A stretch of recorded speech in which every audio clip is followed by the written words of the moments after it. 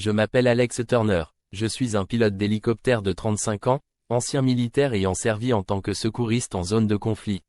J'ai toujours adoré l'aventure et le frisson du danger, mais rien ne m'avait préparé à ce qui m'attendait sur cette île.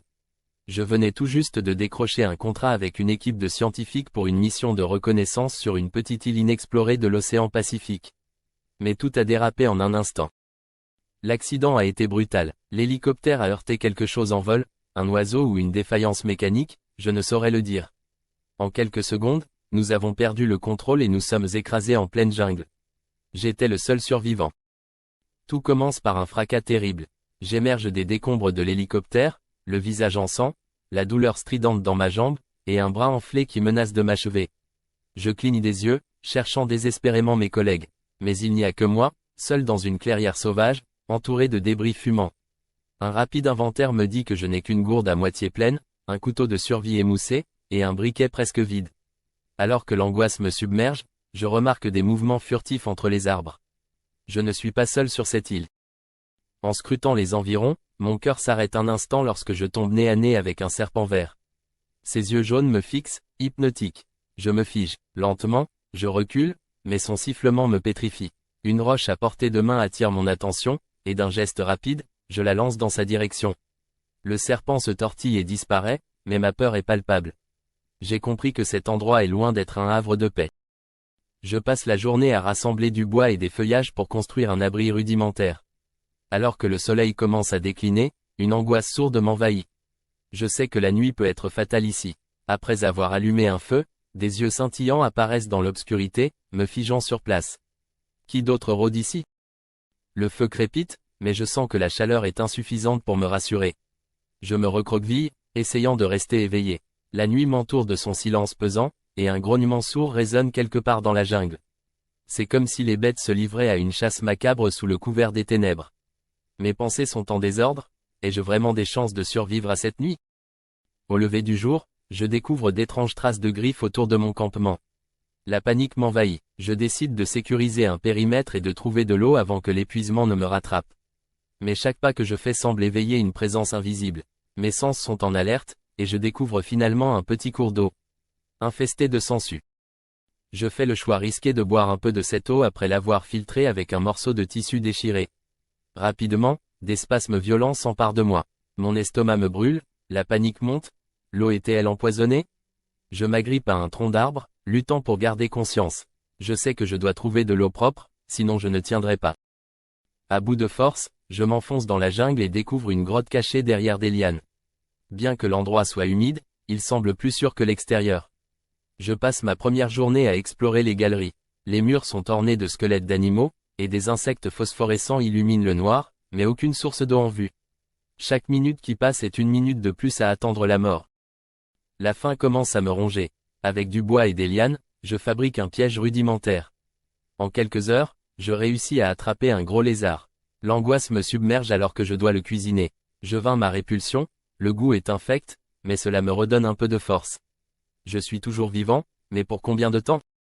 Une nuit, je suis réveillé par un bruit lourd, quelque chose rampe. Je sors ma torche, et devant moi se tient un immense varan de Komodo. Je sais qu'un seul coup de ses mâchoires me serait fatal. Je reste immobile, espérant qu'il parte. Après une éternité, il disparaît, mais l'adrénaline continue de pulser dans mes veines. En explorant les alentours, je tombe sur un arbre gigantesque, recouvert de serpents. Il glisse entre les branches. En essayant de reculer, je trébuche et les attire. Mon cœur bat à tout rompre. Les serpents se dispersent finalement, mais je sais que je ne reviendrai plus jamais ici. Cet endroit est devenu ma hantise. La nuit suivante, je suis envahi par des insectes venimeux, des scorpions, des araignées et des fourmis géantes. Je dois fuir ma grotte en pleine nuit, éclairée par la lumière vacillante de ma torche. Je cours, l'adrénaline à son comble, espérant échapper à cette horde grouillante. Je réalise alors que je ne peux pas rester ici. Dans ma fuite, je m'écorche le bras sur une branche acérée. La coupure est profonde, je dois improviser un bandage avec mes vêtements. Quelques jours passent et l'infection commence à s'installer, la fièvre me foudroie. Je traîne jusqu'à un point d'eau pour nettoyer ma plaie, mais à chaque pas, je sens la mort me frôler. Une tempête tropicale frappe l'île, le vent arrache les arbres, et des pluies torrentielles inondent la jungle. Je perds mon abri et mes maigres provisions. En tentant de traverser un torrent, je manque de me noyer. La nuit est une lutte pour ma survie. Je m'accroche désespérément à une branche, espérant que cela suffira. Le lendemain, le silence est assourdissant. Je découvre le désastre causé par la tempête. Épuisé, blessé et presque sans espoir, je me mets à reconstruire un abri.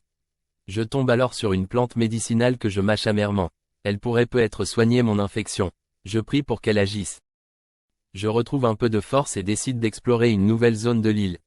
Les alentours sont plus silencieux. Soudain, je découvre d'énormes traces de griffes. Avant que je puisse réagir, une ombre massive passe devant moi, un jaguar noir. Je m'arrête, mon cœur s'emballe, et je recule lentement. Après une éternité, le félin s'éloigne. J'ai survécu, mais je sais qu'il rôde toujours. Je traverse une région marécageuse et le sol meuble cède sous mes pieds. Je me retrouve coincé dans une fosse de boue.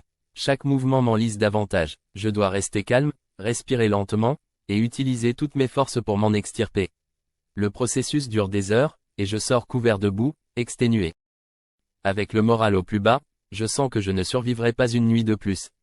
Mais au fond de moi, quelque chose refuse d'abandonner. Je repense à ma famille, à mes amis. Une détermination farouche m'envahit. Je fabrique un nouveau harpon et commence à chasser plus activement. Je prends plus de risques, mais je réussis à m'emparer de quelques proies. En observant les animaux, j'apprends à comprendre leur comportement. Je découvre des zones où je peux m'abriter en sécurité. Même le jaguar semble respecter mon territoire. Nous cohabitons dans un équilibre précaire, chacun surveillant l'autre. Certaines plantes que je considérais comme toxiques s'avèrent comestibles après un traitement. Un matin, un plan m'illumine. Je dois signaler ma présence. Je grimpe sur le plus haut sommet de l'île et commence à empiler des pierres pour former un immense SOS. C'est risqué, mais je tiens bon.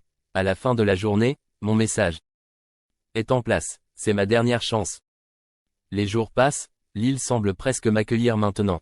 Puis, un bruit de rotor fend l'air. Un hélicoptère de recherche survole la zone. Je cours, agitant les bras, hurlant de toutes mes forces. Le pilote me repère. Les minutes suivantes sont floues. Je suis hissé à bord, tremblant d'émotion. L'air frais souffle sur mon visage, les larmes ruissellent. J'ai survécu. À peine à bord, je m'effondre, incapable de croire que ce cauchemar est enfin terminé. Après mon retour à la civilisation, je passe plusieurs semaines à l'hôpital. Les médecins sont stupéfaits par ma résistance physique et mentale. Les scientifiques veulent tout savoir sur l'île. Mais pour moi, cette île restera à jamais un lieu de cauchemar et de renaissance. Une part de moi y est restée, en équilibre précaire avec la nature. Je ne reprendrai plus jamais de mission en terrain inconnu. Mais à chaque moment de doute, je me souviendrai de cette île et du courage que j'y ai trouvé.